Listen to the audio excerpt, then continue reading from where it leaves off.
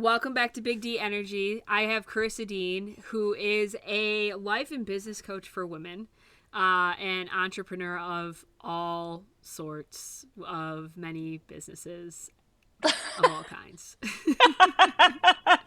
That's a great description. I love it. That's my new A bio. jack of all trades. Insane person. Yeah, so welcome. Thanks for coming Thank on and chatting with me. Yeah. Um, I'm so excited. so tell us a little bit about yourself. Tell us what you do, Okay. what you So, don't do. yeah. I mean, basically, I don't do anything. Um, I I run around in circles between a property management company that I own and operate the properties. I am a female truck driver, so I have a trucking business that I work and do government jobs. Thankfully, that's a well-oiled machine, so I'm often not in a dump truck anymore. And my latest endeavor um, is, well, I guess there's two more. So I am a leadership coach, for female entrepreneurs. I love business. I'm really obsessed with it. And so because of that, I started coaching and just have really, really enjoyed that journey over the last 4 years. And just most recently, we bought a farm. That's my background. So I'm sitting on our sun porch of our 100-year-old farmhouse where we, are hoping to start some more business endeavors. There you go. Even Yeah, more. buddy. Even That's more. what you Bring need it more on. to do. I know. Yeah. All right. So tell me a little bit about so we're talking about healthcare. We're talking about how it's not great, how it needs to be significantly improved on multiple levels. Yeah. So what is your experience with the system? Like what's been your Yeah. over the course of your life? It's so interesting, Dee, because you and I have geeked out on a lot of stuff, and I love you so much. I'm so proud of you, by the way. I just want to toss that in there. I'm so proud of you, by the way, for Thank doing you. this and having these conversations because I think part of what is missing in our society is conversation. And it's hard conversations where we're not all going to agree because we all have different experiences within it. So I'm just going to speak from my experience with the healthcare system. So, being an entrepreneur, first and foremost, health insurance, the cost of it, astronomical. I mean, it's damn near impossible to pay for a plan that actually supports you in an emergency situation. Um, and also, as somebody who had to shop around for 25 employees trying to find a plan that could fit everyone's needs, it's impossible. I mean, there are Mm-hmm. people who are like, hey, my kid has this, or hey, my husband needs this, or my wife, or my partner, or I need this. And that plan won't cover my prescription and different things like that. So I think there's a very broken system here. And I travel a lot. And so having traveled and been in other countries where I've needed different prescriptions or different things like that,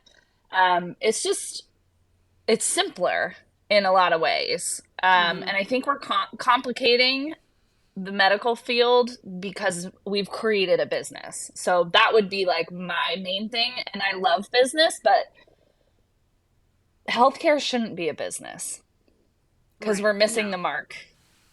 Yeah. Yeah. And that's where it's like I did this whole live yesterday that I only anticipated being like 10, 15 minutes, and I rampaged on for like almost close to an hour. Of course And you did.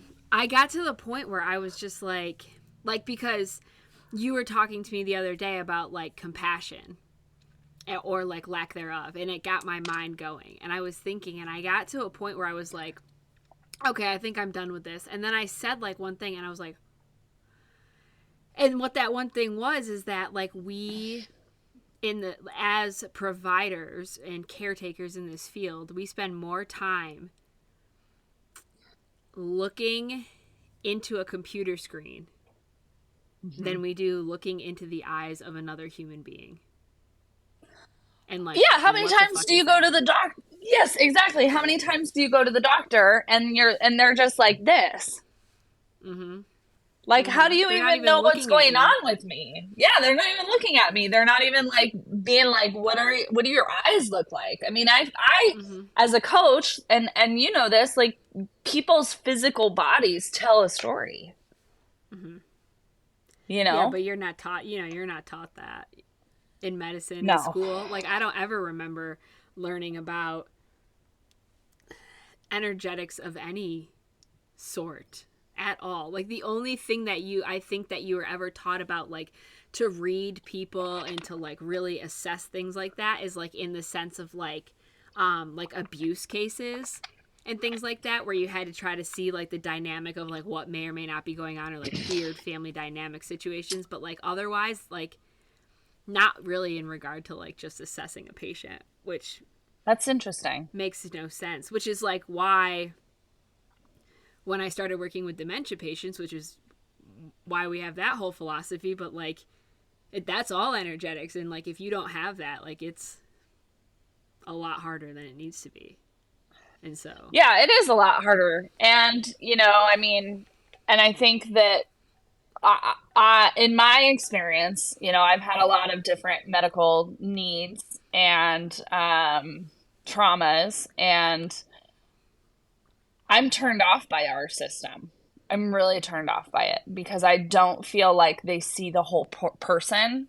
It's like what you and I were talking about the other day. It's a lot of band-aid effect, and that's where the compassion is missing. It's like, oh, let me put a band-aid on your boo-boo, but I'm like, but the boo-boo's like deeper where you can't see it. And we need to start paying attention to those deeper things, but we can't do that if we're not compassionate. That's for sure. no, and it's like, and it's crazy because like I feel like so many of us like enter into this like line of work with this thought of like, oh my God, I'm going to help people. And it's like, and like when you're in school, it's kind of like this, like, I don't know. It's just, it's not real enough to really understand. And it's like still kind of like romanticized almost of like, oh, this is going to be great. And like, I'm also going to make pretty good money. And I'm also going to like, if you're like a nurse, I'm going to have a pretty good schedule. So it's like all fine and dandy. And then like you get into the environment and it's like, there's this like, it's not even like something that's even necessarily like spoken about. It's like not like people come up to you and they're like, by the way, I'm just going to teach you right now that you just need to not give a shit. It's like, it's not that, but it's just this undercurrent that like you pick up on when you get there, that it's just like you don't have time for it, or if you get too attached to it, then it's going to like hurt too much and you're going to like suffer mentally, and like just focus, task after task, and just get the job done versus like knowing anything more than just your patient's like name and why they're there. Yeah. So do you Like, think that that is why we're seeing the lack of compassion? Because I think you do bring up some really valid points. Like if I care more, then it's going to be harder for me at the end of the day. yeah, and that's the thing is like we're not taught. I mean, and that's like part of this whole burnout, but we're not taught that like we're allowed to like have emotions in this line of Yeah. work where your goal is to Right. take care of somebody.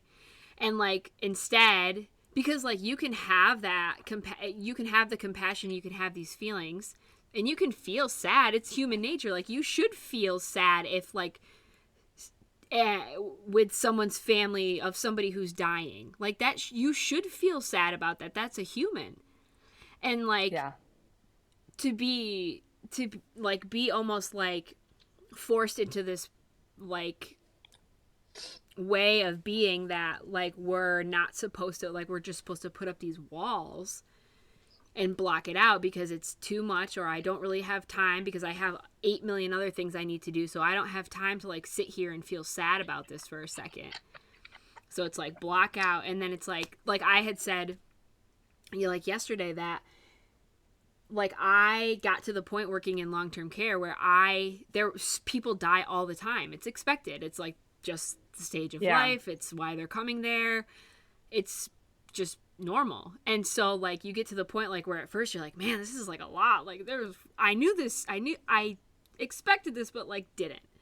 And then you get to a Right. point where you just start to like put up these walls and you're like, yep, another one died, yep, another one died. And then like then you don't have anything. And like that spilled over into my personal life to the point where like I had two grandparents over the course of like, you know, several years that I had worked in long-term care who died, and I didn't process it at all. Like I was just like, yep, another one. And like it's specifically my grandfather, like it took me a year to finally realize that like he had actually passed away. And I was Yeah. like, what is this? And so at that point I had to change, like I completely changed the way that I approached it. Like I no longer cared about the time. I no longer cared about like if I was going to get home late. Like if it meant that I had to sit with a family for an hour to have a really long discussion about what we should do for their mom or dad, then that's what it meant. And if it meant me That's being the like compassion. really forward, you know, because it's like it's just like it's so funny like thinking back to like my time there because it feels like it's been so long, but it like really hasn't.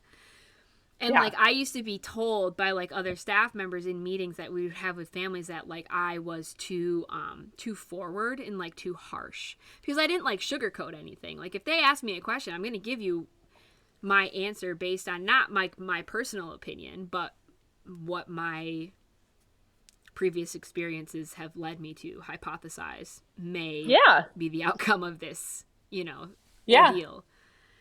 And I would just be very frank and honest. And like people, like staff members were like, oh my God. And like that was like one of the jokes. But like I didn't care because at that point I was confident enough in my career that like I knew I was doing the right thing. And Right. when but the thing is like I never ever got a complaint from a family member. Every time it was the exact opposite of like, thank you for being open and honest and like not feeding us a line of bullshit, basically. Which is what a lot of Yeah. people do because they're scared to be honest. They're scared to look somebody in the eye and say, your dad is going to die. Yeah. And we need to stop doing what we're doing because we're actually making it worse. We're making Yeah, him and more that's the thing. uncomfortable than he needs to be. Like, you know, and it was like, and they got to the point like where those conversations were literally like one of my favorite to have because like Mm. it was like it just flowed out of me. Like I didn't even have to think about like what I was saying because it was just so like natural. And like and it also didn't like bother me or scare me where like a lot of people are just scared to like just say what needs to be said because like they feel bad. But like you can feel bad. Like I feel bad. I'm sorry that this is happening to you, but also The this is what's reality of what happening, you needs know? to, yeah. Yeah. Well, and Yeah, I and think, that's not D, like, that's the thing. That's the thing that's missing is the time to, like, look me in my eyes and, like, give it to me straight, but also, like, acknowledge that, like, it's okay that I can be sad. Like, you and I talked about, I had a miscarriage. And I had to go to the ER because my bleeding was so aggressive, and my doctor was like, it's too much. And I will never forget that moment in the hospital where the ER doctor like barely looked at me in the eyes, barely like connected with me. I'm with my mom. I'm bawling my eyes out like I'm traumatized. I'm pregnant and I'm losing my child. And this woman could not be bothered less and basically like was like you're gonna go get an ultrasound and then we're gonna do this and then we're gonna do this and then you'll get to go home. And I'm like, can you like look at me and just like realize that this is a very like raw human experience? Like I get it, we're in the ER and you have like people dying and different things happening, but like the level of incompassion that I received in that moment on that day is the reason I then had a home birth with my daughter. I refused to go back to a hospital. I said, that is for people who don't want to receive loving care. And so I spent a ton of time researching to find loving care.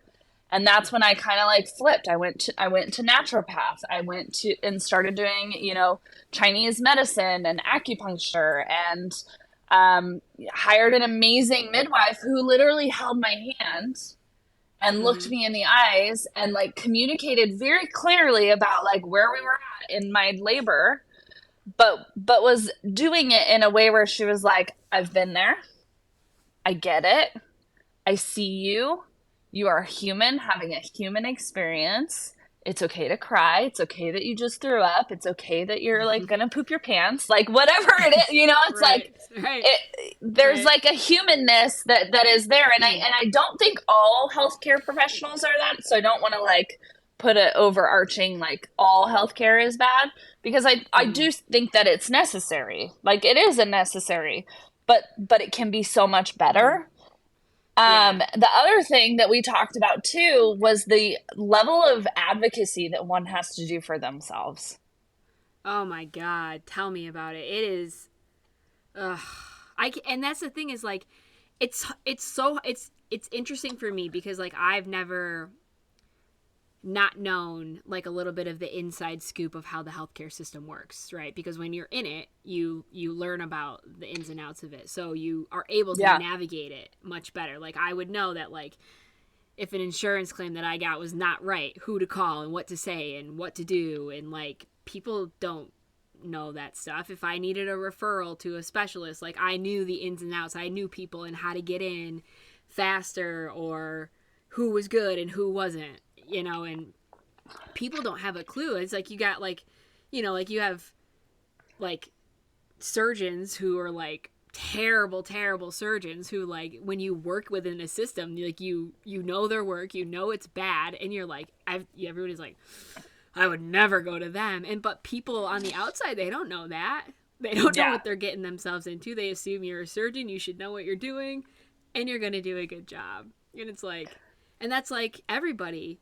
But it's like, I don't think that, like, I truly don't think that, like, people go in thinking it's going to be like that. Because, like, I was thinking back, like, when I was talking about it yesterday, I was, like, actively thinking back to, like, my schooling and in undergrad and graduate school. And, like, never once did, like, these types of, like, things get, like, Disgust. pushed into you or like discuss. Yeah, like there was no mention of it, but like, and the thing is too is like you knew a little bit more about it like once you were in graduate school, because a lot of people like have been working at that point in the field. Like a lot of people either work for a while and then go back, or like I was working while I went back to school, and so I had already knew kind of some of the fucked up parts that already existed. It's just you don't see there's different parts of it when you start to change roles. And so you're like, oh, well, this seems better and this seems better, like when you're in school, and then you get into it and you're like, oh, fuck, it's the same. It's, you know, it's just as bad on this side of the wall as it is on that side of the wall. Yeah. Well, and I think, you know, I mean, I think business in general is hard, right? Especially the bigger you are. Managing people is hard, and there is no one size fits all. Like, you can't please everyone. But the thing here with our system is that we are failing the problem that we are there to solve, right? There's like a total disconnect of like, if we're there to take care of the people and help the people feel better and provide a certain standard or level of care, we're failing. We're Mm-hmm. greatly failing. I mean, even just as a society, we're failing. And I think you and I talked about this like in LA, where it is not just it's not the drug administration and the food administration, it's the drug and food administration. And so like Mm-hmm. when that clicked for me, I was like, oh shit. Like these guys at the top making all this profit, they're profiting on the shitty fucking food that we're feeding people. And then they're profiting in the drug market because they're prescribing the drugs to help with the symptoms of the shitty food. And it's just like we have this Mm-hmm. chain of effects that is Mm-hmm. literally killing our society and creating disease. Mm-hmm. And you have like you said, you have like one umbrella in charge of like two of the biggest and most profitable industries in this nation, like without a doubt. And it's Yeah. they just recently came out with a new Alzheimer's medication that like works differently. It works on like the plaques that supposedly build up in your brain with Alzheimer's. And there's so many people that out there that are like, no, no. Like, Not okay, possible. maybe, but like, no, it's not gonna really still make that much of a difference. Like, why the fuck, like, what are we doing? Like, What are we doing? We're reaching for straws. And I understand that, like, diseases like that are terrible and, rip families apart and change people and stuff. But it's like, also, too, like, what Mia and I say all the time is like, instead of like looking at everything in such like a negative lens, like why don't we just see it for like what it is, first of all, right? Because we're not changing it. It Nope. is what it is. So let's just embrace it, and then like let's just like see the beauty that actually is it, because like these people are being the most open and honest and truthful humans out of anyone. So like, We should listen to them. The world should be run by Alzheimer's patients because they can't lie. exactly. They can't Right, because lie. there's societal filters as the disease advances start to go away. So, it's like kids that when kids up to a certain point, they don't care what Yeah, anybody thinks, which is why we're all embarrassed when they say something, and we're all sitting there thinking, "Well, fuck, that's the truth." And exactly. then, but we're embarrassed that our kids said it, and we're all just like, instead we can't all just be like, yeah, that's all the truth. He said exactly what we're all thinking. Like, Exactly. And I think to your point too, it's like, when you're looking at somebody, especially as they're aging, it's like, what if instead of trying to put a band-aid over Alzheimer's or dementia and like we're already too late by the time you get these diagnoses, like Parkinson's, like all these diseases, you're too late to the game. Cancer, all of them, right? And so it's like, what if instead of focusing on fixing the problem once the problem arises, we actually educated people to take care of themselves from a younger age so that we're like prolonging life and avoiding some of these really detrimental diseases, what if? right? What What if we if? did that? What? What a fascinating concept. What if we had the time to do that, And that's the thing too, Yeah, is like in like a primary care, like you go to a primary care doctor. Like what do we get, max 15 minutes? Like max. maximum. And you got people walking in who have, I mean, like, what? I get a patient in the nursing home, they have a list of diagnoses this long. And, like, so they came from somewhere with that. So, like, I have 15 minutes to see you and you have a laundry list of diagnoses. Come on. Good Like, that's luck. just not. And it's just why, and it's just, oh, so, like, what's the quick fix? They're complaining about something. Yeah. How do I get them out of here so they stop complaining about it? Because this is the 20th person today who's bitched about something, and I'm tired and I don't care. Yeah. And I have And I my know own I'm going to life be and my here. own shit. Right. Yeah, yeah. I know I'm going to Well, be here till 8 o'clock tonight. yeah, and I think the flip of it too is like we are smart enough as a culture, but we're fucking lazy. We are smart enough as a culture to identify that the system is failing us.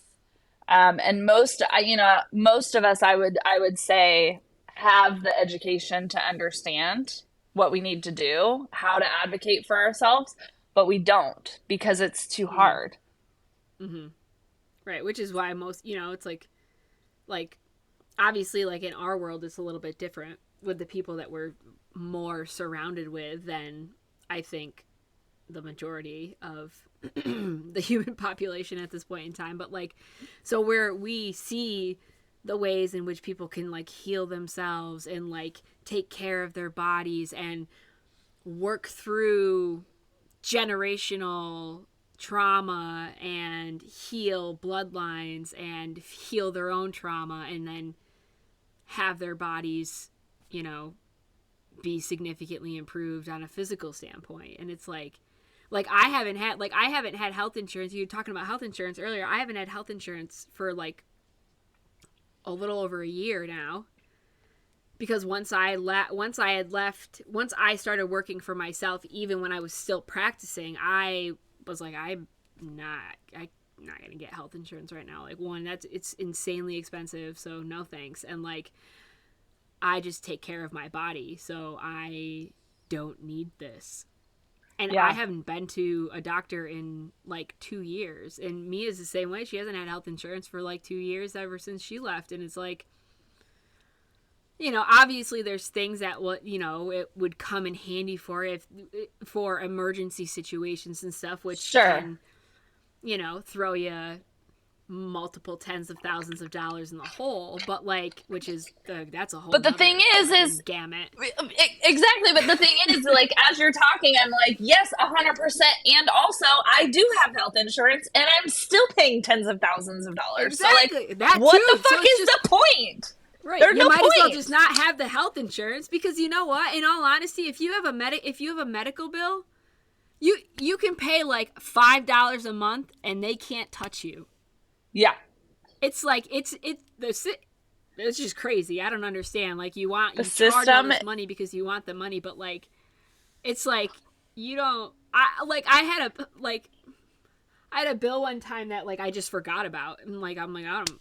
And then they like kept sending it, and for some reason I just kept ignoring it, and I don't know. And it was like almost a year later, and they're like, hey, by the way, like, are you ever gonna pay this bill? Like, just in the nicest way. And I'm like, oh, I'm sorry, I didn't know it even existed. And they're like, it's okay, like, if you need a payment plan. It was like a $40 like copay. It wasn't even like anything, like, it was just something silly. And it was like, it wasn't like some astronomical thousands of dollars worth of bill that I was like, I'm just gonna avoid this for a while. Like, Yeah. no, I don't need a payment plan. I just didn't realize it existed. Like, oh, that's okay, but if you need a payment plan. And I was like, wow, fascinating. Had I have known that sooner, like, shit, I mean, so now that's the least of my worries as far as, financial status is a high medical bill. Well, and I think, there are many, many times where Nigel, myself, or Ruby, I tell them we don't have insurance and I pay out of pocket because it's a better rate anyways, with my copay and all the other bullshit that comes along with it. But like, here's the thing. So we spend a lot of time in Nicaragua every year. Now, there are things that happen and you know what you need. Like, I don't want to diss the farm world, because let me tell you, when I have a yeast infection, I fucking want my medicine. I know exactly what I need, and I want to walk, you know what I mean? Like, okay, so this is like TMI maybe for some people, but like, if you're female, you've had a yeast infection or a bladder infection, and they're miserable. If you're in Nicaragua, you literally can walk into a pharmacy and say, this is what I have, and they will give you the medicine, and it takes less than 5 minutes. It is a fraction of the cost. If I'm in America, I have to like go through this chain of commands where I have to call, make an appointment. Maybe I can do it virtually. Thanks. That's one thing we can say thanks to COVID is that we can do these tele visits, which is super rad.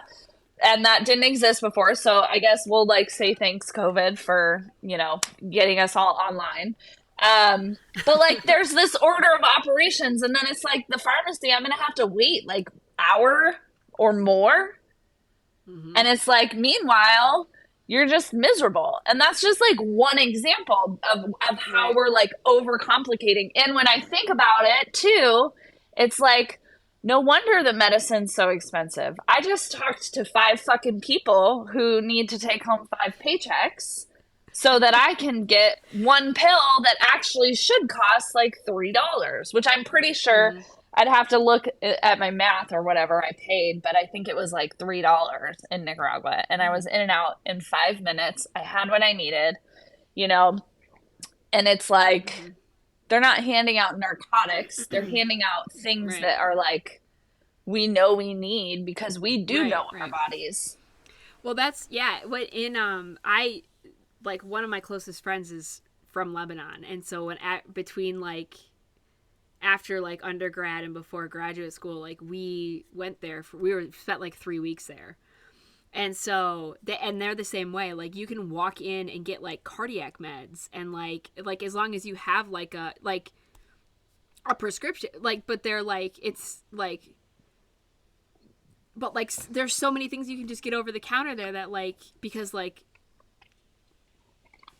your doctor said so like you just go there and tell them and they just give it to you, like, or like you just pay for it. But it's not like anything crazy. Like they would buy heart medications from there and like send them over, but like, because like it's crazy, because like here you can't afford it, or here if you're not a citizen or don't have health insurance you definitely can't afford it. And it's like, that's like the one, you know, and that's the scariest thing about, like, it's not necessarily like if you have to go to a hospital or have something done like that as far as like not having health insurance, but like if you are a person who actually needs some sort of prescription. Yeah. And then like it's this like crazy brand new, you know, hot off the shelf, right out of the factory, you know. Yeah. Well, I mean, an EpiPen is like a year. Yeah, an EpiPen, Right. something that fucking saves people's lives and is necessary to have like in the moment. They're like $500 Yeah. if I mean, with insurance. they did the same thing with insulin. Like Yeah. you want, and you have to wonder like what's the point? Like it doesn't make any sense to me. Like why are we like purposefully taking medications that we know, like a diabetic without insulin is going to die. So like a person with an allergy that can put them into septic shock who doesn't have an EpiPen will die. Like, what? But that's You know, and that's then the it's like, thing. It's a business. It's a business because somebody's right, getting fucking wealthy rich off of our diseases. right. And it's, you know, and something like diabetes, oh my God, talk about if we just learn some lifestyle, you know.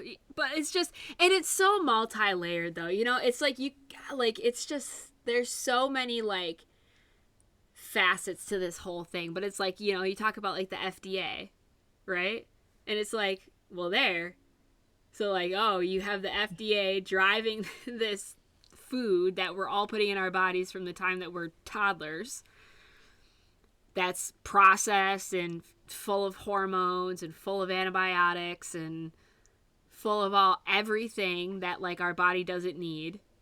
And fake And then, chemicals. and you know, and then we wonder why we have astronomical cancer rates and astronomical chronic inflammatory disease rates, because our bodies are reacting to the shit that's going in there that shouldn't be in there. Like we are in a state of inflammation from the time we are literally born, and if we are lucky enough to breastfeed, but once we come off that, like, forget it. Yeah. And it's like we used to be like pretty strict about like, I mean, we still are for us, like as far as like gluten, like we try to avoid it for the most part, because like we've just learned from trial and error that like it's not a full-blown allergy, but like you can tell if you've gone a month without eating gluten and you go out one night and eat a plate full of pasta, like I'm You're like, gonna oh feel my it. God. And like same with like dairy. Like, so there's times where we indulge and we don't really like, and sometimes we talk about like we think it's like, you know, the energy behind it too. Like if you go into it thinking like, 100%. oh, I'm gonna feel like shit after I eat this pizza, otherwise be like, you know what? I'm gonna enjoy the fuck out of this pizza and I'm gonna like, it's gonna feel great and I don't care. And like that, it really does make such a huge difference. But it's like with Ronan especially, like we could tell like when he would, like, if he ate gluten, like how he would, like, his belly, like he'd get like bloated, or like he has like eczema, so like his skin would get like way worse. But like, Yeah. so we try for the most part to avoid it, and he knows it, so like now he gets to a point where he's like, can I have a gluten-filled croissant please?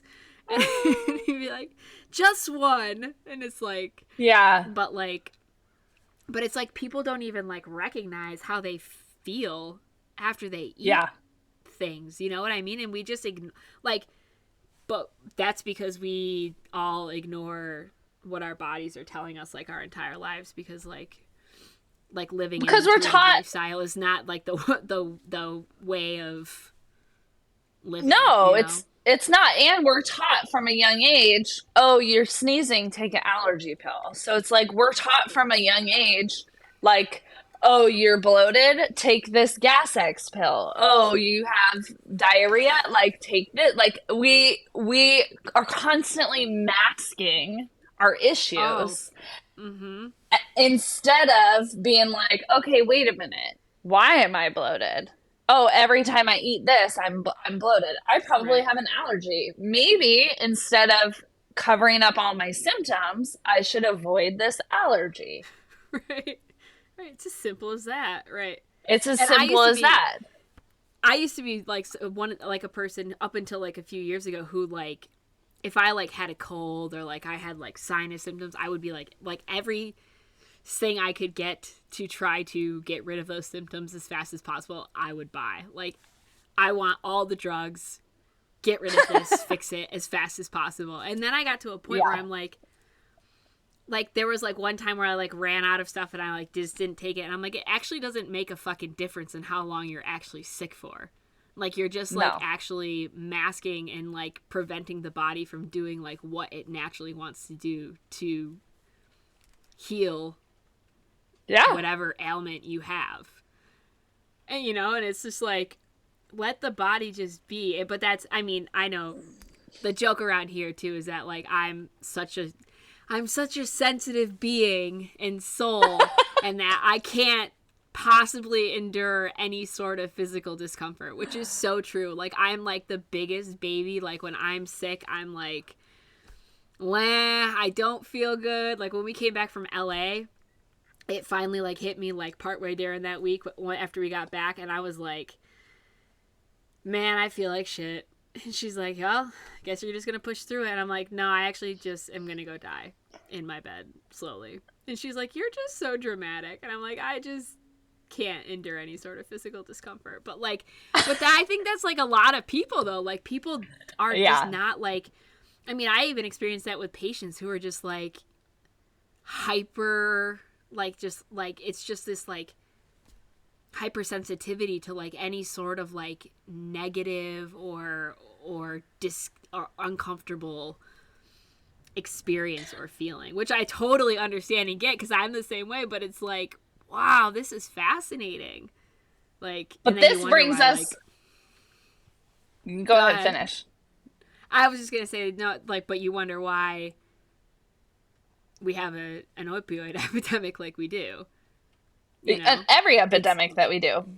right, and it's like, but it's like the thing is like we can shift after this, but like I read this article the other day. I didn't even know this was happening. Like I don't pay much attention to like any mainstream media or news really anymore. Same. I do try to pay attention to like what's going on in like the world of healthcare and medicine so I can stay up to date on like the fuckery that is going on. But like I like just happened to see this thing pop up and I was like, what? And I was like, and it's like this lawsuit that's been ongoing and this bankruptcy ordeal with the pharmaceutical company. I can't even think of the name of it off the top of my head, who's responsible for producing OxyContin. And they're basically like being like, they're filing for bankruptcy because they got sued so many times that basically they're the reason why there is an opioid epidemic. And I'm like, okay, like, I get that they made it and like that they knew that it could be highly addictive, but like there's a lot of layers to that all just happening as easily as it did. You know what I mean? Well, I Like, mean, it how didn't many just years? come down to the pharmacies. It then requires providers to prescribe it. It requires people to have addictive personalities because they've experienced trauma in their life and they don't know how to deal with it, or they have mental health issues and we don't know how to deal with those. And Right. so, or we have, I worked with veterans for 8 years. We have a group of humans in this country who nobody gives a shit about in the medical field the way that Right. they should. As far as I'm No. concerned, like if you step foot into something like that, you should be handed everything you want when you come back. Not that I Yeah. agree with what we're doing with our military and whatnot, but regardless, if you're a human who puts yourself into those situations, then, but like the fact that when I had to try to deal with like the system and like get like things to like try to get pre-authorizations or prior auths for like certain tests or like medications and stuff that like these people needed because they had cancer because they had Agent Orange covering them in Vietnam. And it takes you 2 years to approve, or if you're going to give them any sort of like service connection to actually pay for what the fuck you did to them. And it's Yeah. like, and the fact that like so many of them don't even really know like how to even like manipulate the system once again or navigate it in a way that gets them what they think what they don't even know what they deserve. Yeah. Yeah. Well, and it's just like that brings it full circle to the fact that like it's just we've completely eradicated the human and it's all about the business. And again, like I love business. I love making money. I love the ins and outs of the strategy and how to get into all the nitty-gritty and I love all of it.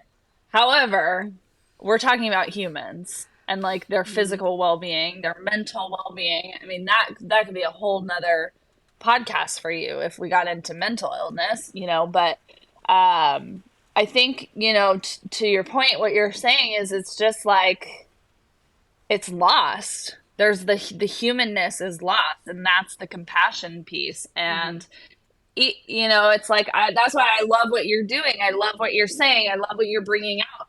And that's the piece is like when you were saying about being uncomfortable. We are not taught that being uncomfortable is okay. We're taught to play small and like don't rock the boat. We're taught from a very young age. We're conditioned to like, be the good girl, be the good boy, like pay attention, don't interrupt, like. But I think if we could shift, like a tiny shift, right? Like 1/32 of a centimeter would be a huge shift to like Mm-hmm. helping people actually like be like, okay, I'm uncomfortable having this conversation with you, or I'm uncomfortable in my body. What does that mean? Like, if we could understand what uncomfortable things meant, we Right. could actually really create an impact on the world because we could have conversations like this. We could have Right. conversations with ourselves about what is going on in my, like, if I'm uncomfortable, instead of numbing it with opioids or alcohol or whatever, depression, anti-anxiety medicine, if I could actually like sit with my uncomfortableness Mm-hmm. and get to know myself, I might actually be aware enough to help myself Mm-hmm. without just masking all these crazy symptoms or having a Right. miserable life. I mean, like it's all full circle and it's the whole thing. And you're totally Mm-hmm. right. You hit it nail on. It's the uncomfortableness. If we're Yeah. uncomfortable, our body is trying to talk to us. And instead of numbing, we have to start paying attention. And that goes for conversation as well. Like we have to Right. face uncomfortable conversations. Right. Right. But it's like that, like but like we don't even have an opportunity to know what discomfort feels like because from the time that we're kids, we're told, like, oh, don't cry. Oh, don't yell. Oh, don't slam Yeah. something. You know what I mean? Like, it's like, and for me, it's so wild now with Ronan and watching him Mm, experience or like learn from what he sees happen around him. Like with me specifically, like there are times where I get mad and I'm loud about it and I like to slam things and he sees that and like not that like he yeah. shouldn't because we tried to express to him that like something like anger is Yeah. okay to have. You're allowed to be mad. Like we don't have to suppress a feeling of anger, but like how can we deal with it in a healthy way that doesn't hurt anybody else or you or break something around you, which is like we're all working on that collectively. So like but like we let him instead like I remember like when I was a kid it was like don't like relax. Go to your or, like, room. Don't be upset. Or like, don't cry. You're fine. Like all these things. Like, no, I want to fucking cry. Like I cry all the time now and I love it. Like it feels so good. Yeah. Literally yesterday morning, I don't even know what happened. I got mad about time, which is like fake anyway, but like I got mad about time.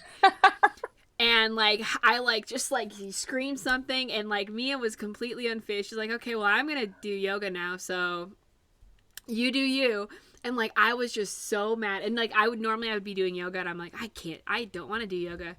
And so like I just went outside and I like slammed stuff around and then I like sat in the woods and I just cried. And I was like, and I felt great after. But like that's all you need to do. Like just you sat with your uncomfortableness. Yes, you know? You sat with your uncomfortableness. Right. Good job, Dee. If you right, for the first time in 35 years. But like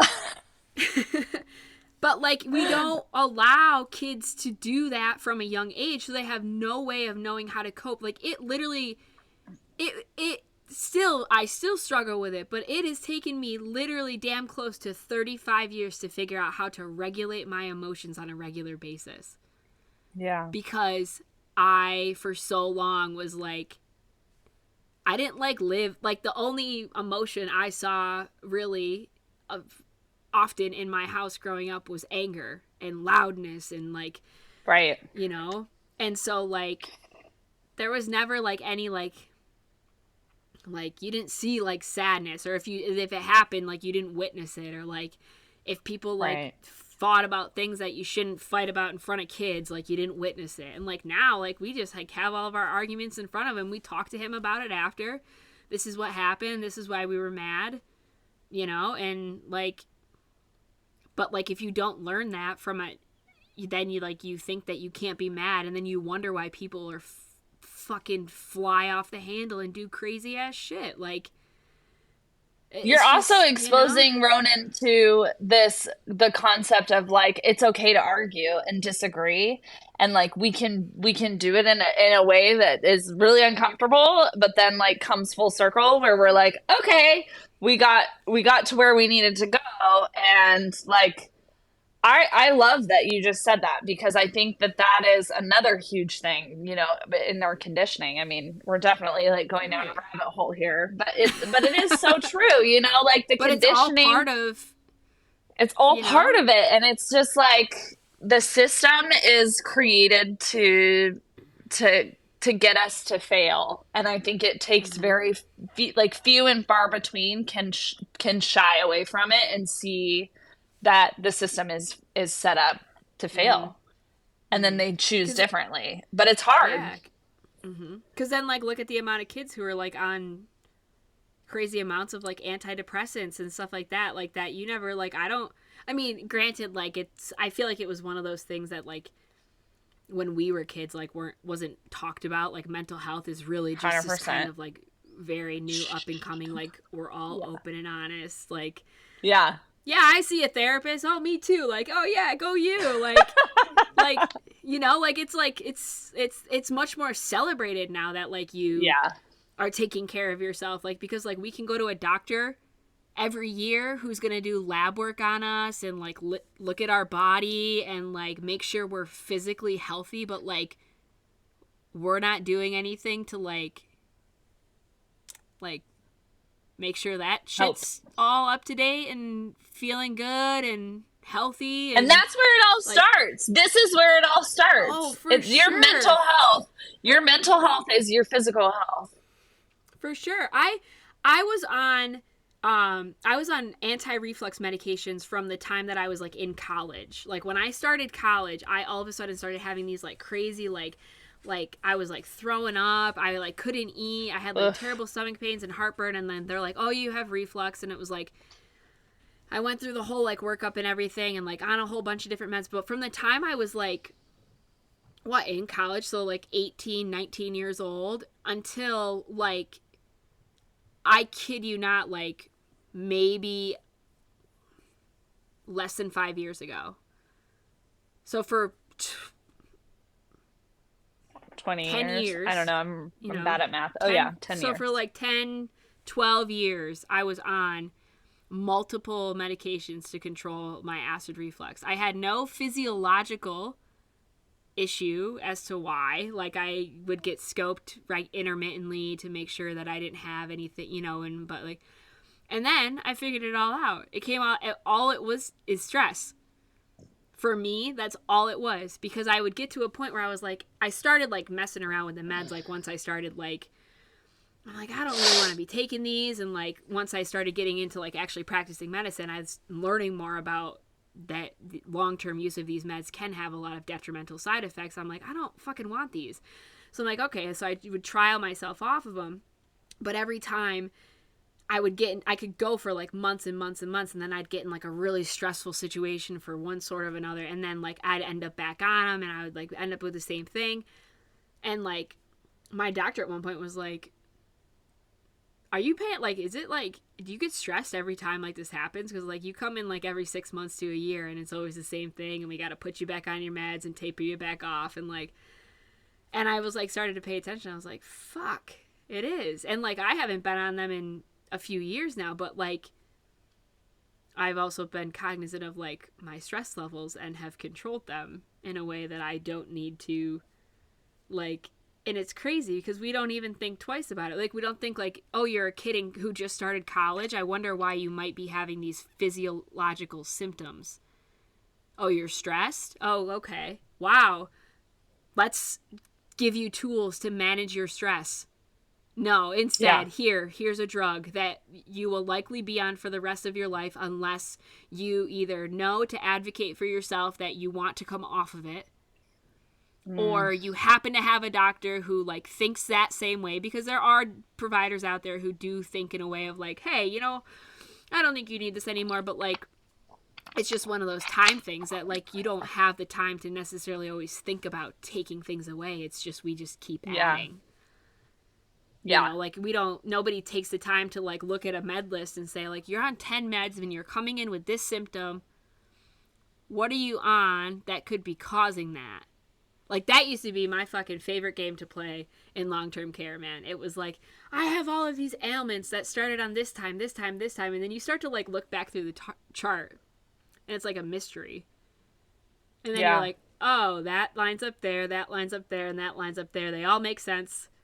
They're all side effects of these medications. And you take them off of them, and they're fine. And then he's like, oh, my God, nobody told us that. Like, nobody told you that if they went on this medication that's, like, known to have a very common and high risk of this side effect, that you may experience it, and what to do if you did. And they're like, no, nobody ever told us. And I'm like... Terrifying. But it's just like... And it's like you want to sit there and be like, well, these are just unintelligent human beings who are doing this work. But, like, at the end of the day, it's also like, well... Then I think back to me of like how many times I forgot to say something to a patient because like I just had 8 million things in my head, and I was like, oh crap, I forgot to tell him about this or that. But like I was in a place where I could, like, it was a facility, so I could just walk back to their room and tell them when I remembered, versus like you're not going to call this patient up at home and tell them and do all, you know, and it's just like, oh, fuck it. We'll figure it out. And I mean, they're part of the failing system too. Like, it's not their fault either. Like, they're not allotted the time, energy, and space to be able to treat people the way that they probably wanted to when they first got into the industry. I mean, I think it is just this giant system of failure. And so it's like the system itself is what needs to be looked at and restructured. Right. And like, that's the thing is like, nobody like really expects this going into it. It's like I talked to one of my friends like a few weeks ago, and I was just like, hey, how's life? Like, we haven't talked in a while. How's work? She's also a nurse practitioner. And she's like, oh, you know. Sorry, there's a wasp. It's okay. I'm having wasp trauma yesterday. Wasp trauma. I know, and I'm like, oh shit, there's still one alive, and it's like right on the table where I'm trying to do this podcast. Oh God, sorry, Dee. It's okay. We welcome all guests of all sorts, even the scary ones. Oh, yes. Uh, Oh, man. but Anyways, like, yeah, but I'm like, so how you? And she's like, oh, work is work. It could be worse.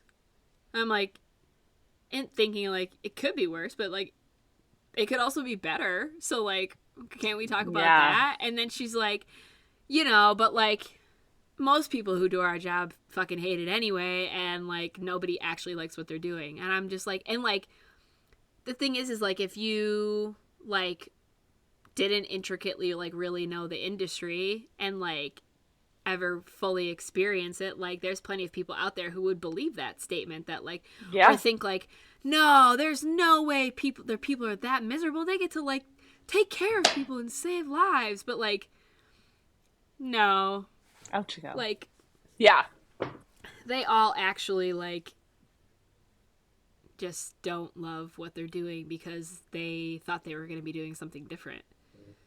Because I didn't yeah, think I was going to be staring into a computer screen for 10 out of 12 hours. Like I right. said that after I said that I was like, "Oh my god."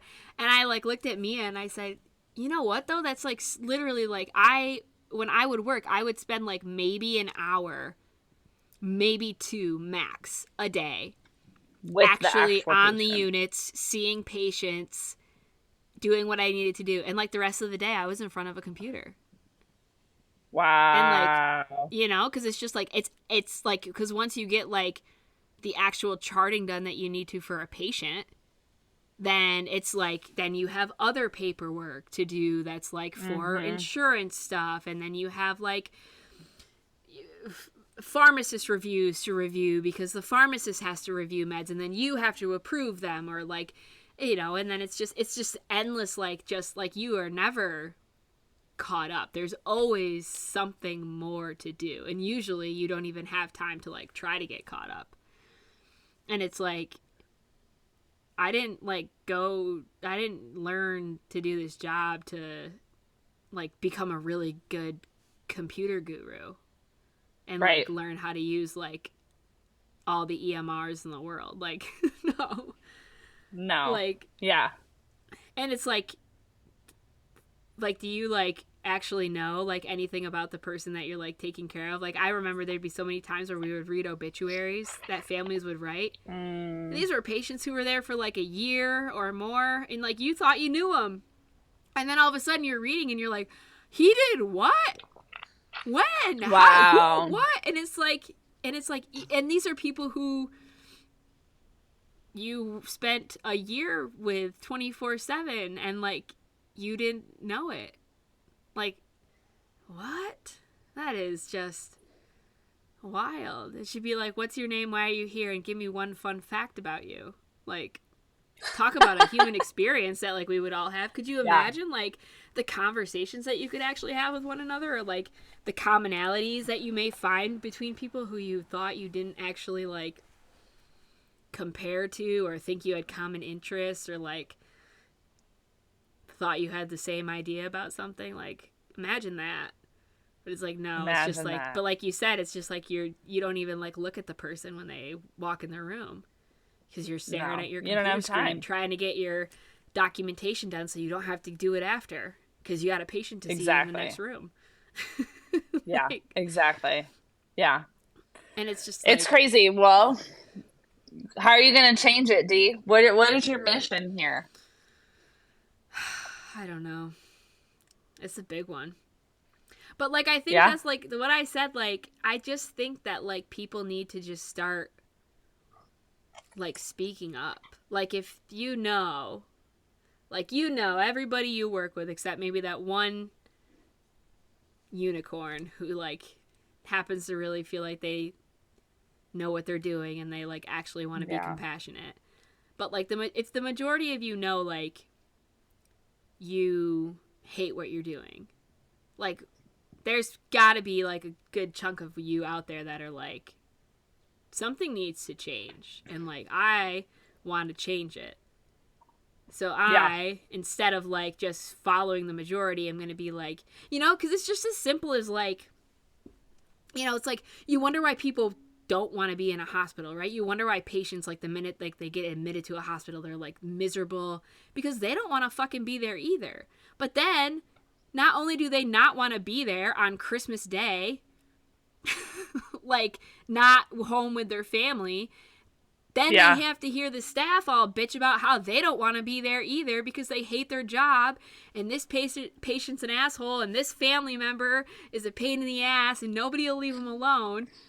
And then you wonder why, like, so it's just like, instead of, like, indulging in those conversations, like, what if we just, like, took a step back and were like, hey, team, instead of, like, everybody bitching about why they hate their lives right now, why don't we all go find out one fun fact about our patient and see who comes up with the best one? You know? Or, like, hey, let's not have this conversation. And, you know, and it's just like, and sometimes I think it's just as simple as not even participating. Because I think also, too, if people realize that less people are participating in a conversation that doesn't need to be happening, then they'd be like, oh, that's interesting. Or just simply be like, let's change the topic and not think that Mr. Smith is an asshole. And maybe we should, like, wonder why he feels this way. Yeah. Like, yeah. Hey, Bob, do you want to be in the hospital bed on Christmas? I don't either. So neither does Mr. Smith. Like, you know, it's like people plan for, like, their admission to the hospital during the most inconvenient times in their lives. And then we're all, like, wondering why people are assholes, but, like, we're all just being assholes to each other because, like, everybody just hates everything that's happening. Instead, we could just be like, oh, you're a human too? Basically. Yeah. Yeah. Humanness and compassion. That's, like, step one. Where do we start? Bring back the human, insert a little compassion, probably try and focus on gratitude. Or, like, how can we make this fun? Like, I love that, what you were saying. Like, how can we make this, like, nobody wants to be here, right? It's Christmas. Right. But how can we make this fun? All right, like, everyone go find the dirtiest fact about your patient, you know, or the funniest fact, or, like, get a good story. Right, like, you got to be there anyway. Like, you signed up for this. You're in it, right? Like, just, you might as well make the best of it. Like, it's just, like, I don't know. It's just, like, people enjoy just, it's really funny that, like, you know what? This is, this is a fascinating paradox of, like, we just talked about how people don't like to be uncomfortable. Yeah. But we're fine. We're completely fine with being completely fucking miserable. We're, like, all just, like, walking around here all, like, all tense and all closed off. Talk about, you know, like, what we just went through a fascinating, heart-opening experience in IRL. You know, and it's just like, but, like, you know, we're all just, like, standing like this and all just, like, clenched up and pissed off. And we're like, but we're all like, oh my God, if my throat hurts, I need to go to the ER and get 3 medications for it. Like, it's just, it makes absolutely no sense, where instead we could just be like, well, I got to be here for 12 hours, so might as well make the best of it. Yeah, I love that. I love it. I love that. A little bit more of that in the world, please, and thank you. Yes, for sure. All right. Well, I appreciate you being here. I appreciate you having me and having this conversation. We're going to do more of these, I hope, because I feel like we have, like, 95 rabbit holes we can go down. Oh, for sure. I'll take notes as I'm editing it, and then I'll just be like, okay, here we go. We'll just check each one off the list. All right. You can edit out the part where I'm trying to bat wasps, because now I'm deathly afraid of them. Yeah, I could, but I don't know. I might have to leave it in there. Oh, my God. Well, I love you. Thank you for having me. Yeah, comedy show. Mwah.